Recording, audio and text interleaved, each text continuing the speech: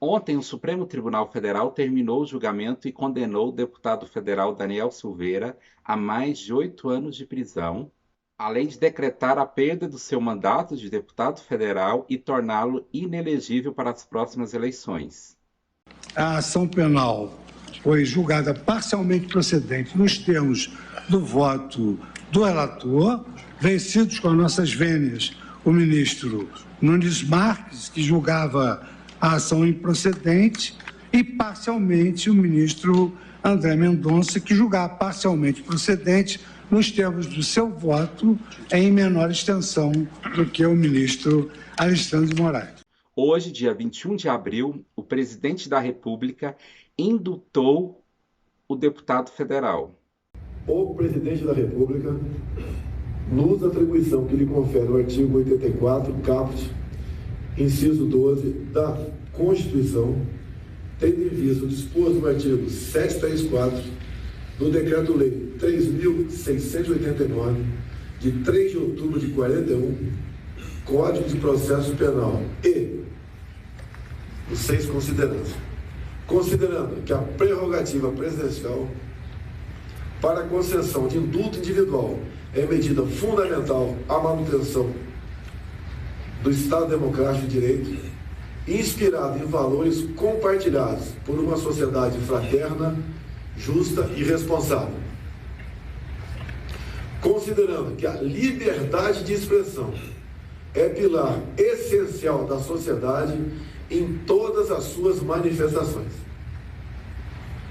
Considerando que a concessão de indulto individual é medida constitucional, discricionária, excepcional, destinada à manutenção do mecanismo tradicional de freios e contrapesos na tripartição de poderes.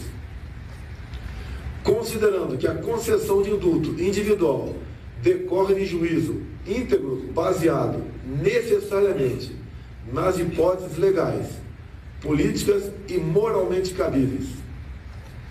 Considerando que ao presidente da República foi confiada democraticamente a missão de zelar pelo interesse público e considerando que a sociedade encontra-se em legítima comoção em vista da condenação de parlamentar resguardado pela inviolabilidade de opinião deferida pela Constituição, que somente fez uso de sua liberdade de expressão, decreta um decreto que vai ser cumprido. Artigo 1º.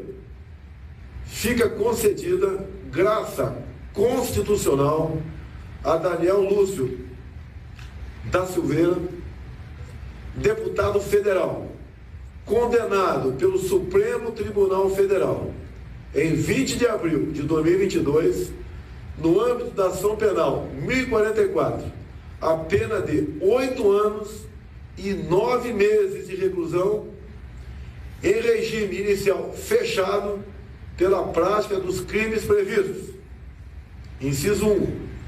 No inciso 4 do caput do artigo 23, combinado com o artigo 18 da Lei 7.170, de 14 de dezembro de 83. Inciso 2. No artigo 344 do Decreto-Lei 2848, de 7 de dezembro de 1940, Código Penal. Artigo 2º. A graça de que trata este decreto é incondicionada e será concedida independentemente do trânsito em julgado da sentença penal condenatória. Artigo 3º. A graça inclui as penas privativas de liberdade, de multa, ainda que haja inadimplência ou inscrição de débitos na dívida ativa da União, e as penas restritivas de direitos. Brasília, 21 de abril de 22, do 101º da Independência e 134º da República. Assina Jair Messias Bolsonaro, presidente da República. É o que eu tinha a se manifestar. Mas você sabe o que é isso? Indulto e graça também são formas de renúncia estatal ao direito de punir. Diferentemente da anistia, Quem trabalha o indulto e a graça é o presidente da República. Anistia quem é? Congresso Nacional, por meio de lei sancionada pelo presidente da República. Graça e indulto não tem participação do Congresso. Graça e indulto quem concede é o presidente da República via decreto. A graça e o indulto pressupõem condenação, e a graça e o indulto só extinguem ou comutam a pena, mas não apagam qualquer outro efeito penal ou extrapenal da condenação. Concluindo, o deputado foi perdoado da prisão de mais de 8 anos e da multa de quase R$200 mil. Porém, ele se mantém inelegível e perderá o seu mandato de deputado federal.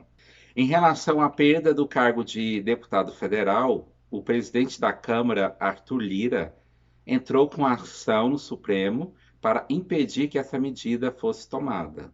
E enquanto o julgamento acontecia lá no STF, o presidente da Câmara dos Deputados, Arthur Lira, por volta das 6 horas da tarde, ele apresentou um recurso ao STF para que o tribunal, o STF, reconheça que cabe aos parlamentares decidir sobre perdas de mandato. Depois de todos os problemas jurídicos, políticos, constitucionais, institucionais desse caso, Daniel Silveira, eu entendo que chegamos de fato ao que deveria ser feito. Isso porque o deputado federal cometeu vários excessos.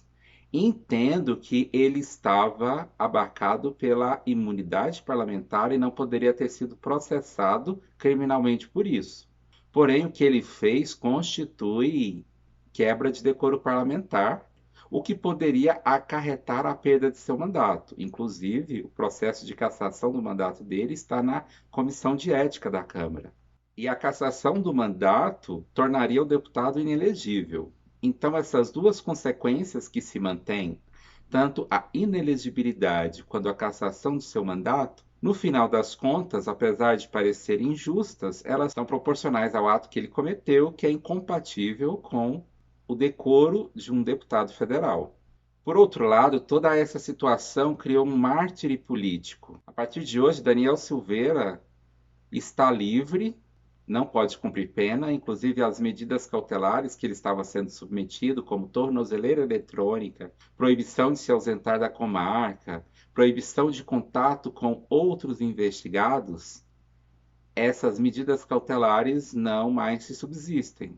E ele poderá rodar o país, fazer campanhas políticas, porque a inelegibilidade não retira os direitos políticos dele. Ele pode, inclusive, votar, só não pode ser votado.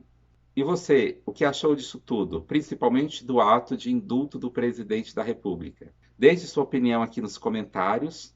Não se esqueça de inscrever no canal, curta esse vídeo